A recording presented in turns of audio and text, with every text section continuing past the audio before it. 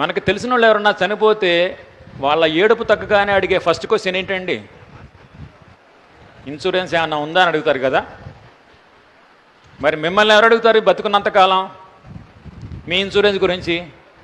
ఎవరు అడగరు. ఎవరు అడగాలి? మీకు మీరే, నాకు నేనే అడుక్కోవాలి. మనకు తెలిసిన వాళ్ళు ఎవరన్నా చనిపోతే ఇన్సూరెన్స్ ఉందా అని అడుగుతాము.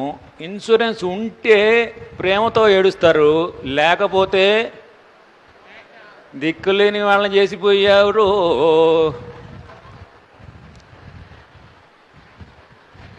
నేను 2 రోజులు ఊరెళ్తే మా ఇంట్లో 1000-2000 ఇచ్చి వెళ్తా. 10 రోజులు ఊరెళ్తే 5-6 ఇచ్చి వెళ్తా. 4 రోజులు ఊరెళ్తే 15-20 ఇచ్చి వెళ్తా. పర్మనెంట్కి పోతే ఎంత ఇచ్చిపోవాలి? అదే ఇన్సూరెన్స్.